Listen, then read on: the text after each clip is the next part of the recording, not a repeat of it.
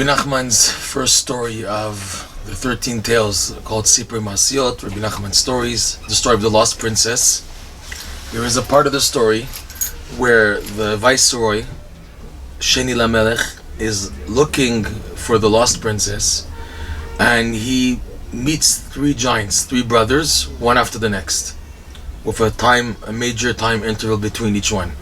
First he meets a giant who's the king over all the beasts, Chayot in Hebrew, and then he meets a giant who's the king over all the birds, and then he meets the third giant, who's the third brother, who's the king over all winds, Ruchot.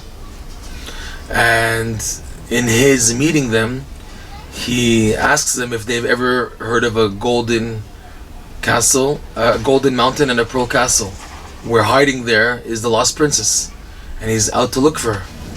And they all told him, it doesn't exist, they played games on you, who's ever heard of a golden mountain and a pearl castle? You're wasting your time, stop your search. And he was so determined, he cried and said, but I know she exists, I know she's there, I know that she gave me a letter, I know that it exists, I know that she's hiding there.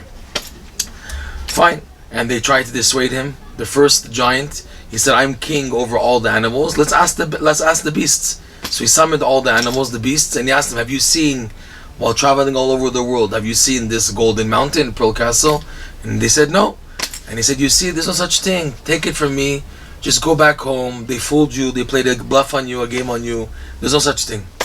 And he was so determined, he says, I know it exists, I know, I saw, she gave me a letter that she's there now, I know that she's there. So he was so determined, so he said, go to my brother who's further on in this desert.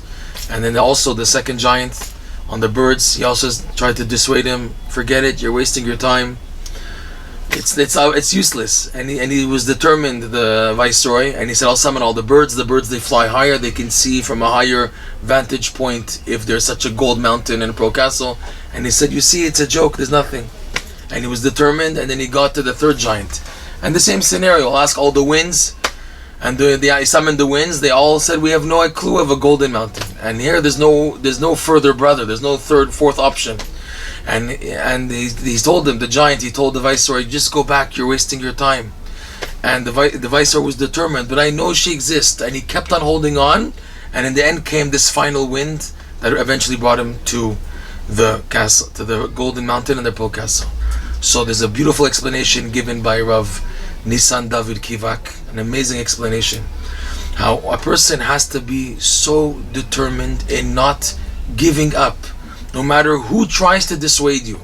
And he says an amazing explanation. When a person is looking for the lost princess, which signifies your true potential, the part of you that's lost, and by extension, not giving up hope for any item in the world, even physical items, even if someone, God forbid, is terminally sick, or a marriage, God forbid, is not working out, or children, this and that, and everybody is giving the message to the person, it's finished, you'll never get married, you'll never this, you'll never that, you'll never get better, or messages of failure. And all the more so in the spiritual domain, which is the case of this story.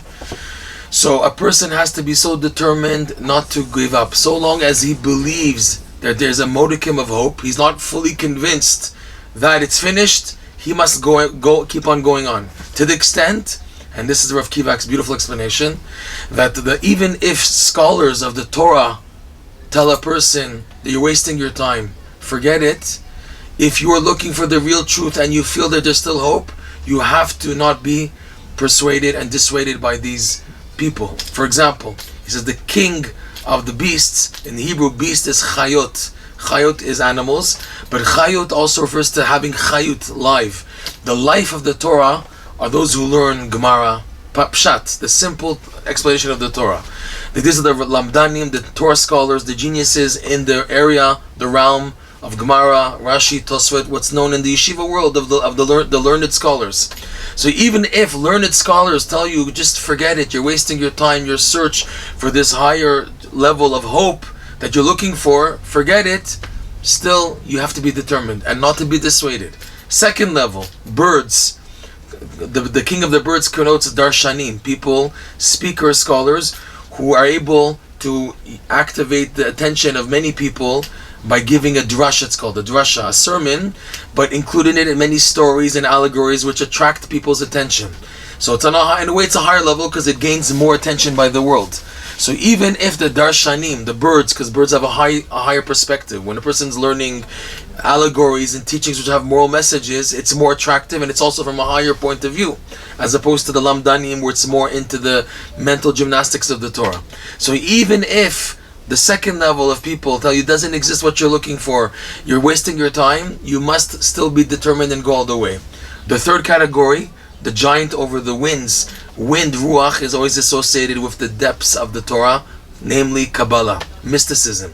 Even if mystics tell a person, you're wasting your time, there's no hope, forget it, you have to be determined. This is Rebbe Nachman's message of Gewalt. He shouted in Yiddish, there's no such thing as despair. So long as you feel that there is a modicum of hope, you must go all the way and not be dissuaded, even if the Torah itself and the representatives of the Torah itself tell you there's no hope. If you have that feeling that there's hope, you should and must go on and not give up.